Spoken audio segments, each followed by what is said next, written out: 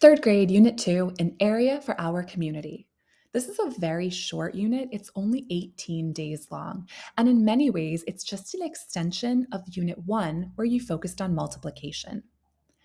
In Topic A, we focus on area. What does it mean to find area? How can we model area? We both count square units and multiply length and width. All the while, we're thinking about connections to multiplication. When we move into topic B, which is a super short topic, we're continuing to think about multiplication. We're looking at patterns and we're multiplying by multiples of 10. Because of all these connections to multiplication, think about your assessment data from Unit 1 and how you can continue to support students on what you noticed they needed support in. For example, during inclusive student activities, you can continue to play multiplication fluency games throughout this unit. Let's take a look at the pacing guide. I just want to point out that topic A, which is about area, takes place the second half of October. And then as you transition into the first week of November, you move into topic B, our super short topic. Looking back at topic A, just notice that it starts really concrete with square tiles before moving into multiplication.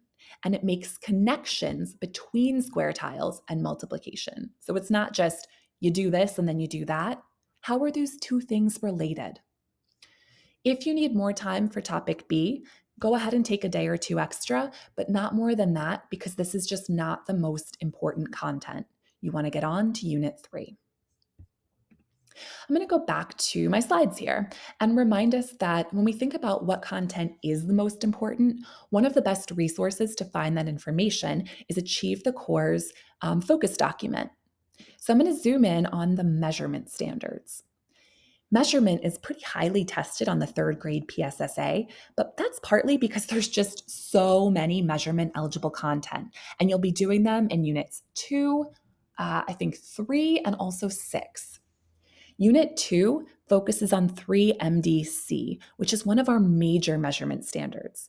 A lot of the measurement standards, 3MDB and 3MDD, are not that important, but this one, area and its relationship to multiplication, is major work. So what manipulatives are available in this unit? You'll see some at the bottom right here, but I want to point out what's not.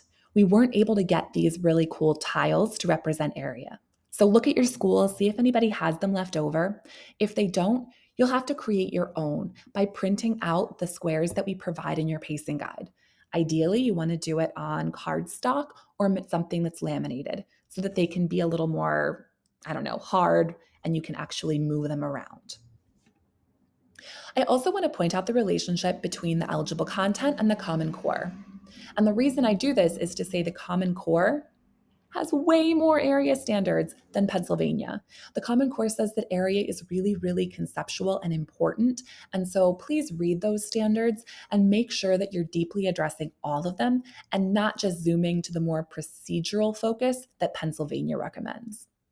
I particularly want to highlight this standard because it shows that we are counting units and we're multiplying and we're understanding the relationship between those two strategies. And this standard, one of my personal favorites, because it helps us connect to the distributive property that you explored in Unit 1. In Unit 1, you thought about the distributive property using arrays. Now in Unit 2, you can think about the distributive property using area models. All right, back to our topic descriptions, and let's think about topic B. This is your first formative task in this standard about multiples of 10. And why I love it is because it helps us think about how 4 times 30 can be represented like that, but also 12 times 10 can be represented like that. We want students to understand conceptually that they can kind of think about the associative property as a way to help them multiply by multiples of 10. 4 times 30 is the same as 4 times 3 times 10. Therefore, I can multiply 12 times 10 to get my answer. Avoid things like add a 0. You do want students to use the facts they know, but you want them to understand why it works. Think about the associative property, think about place value. Good luck with Unit 2.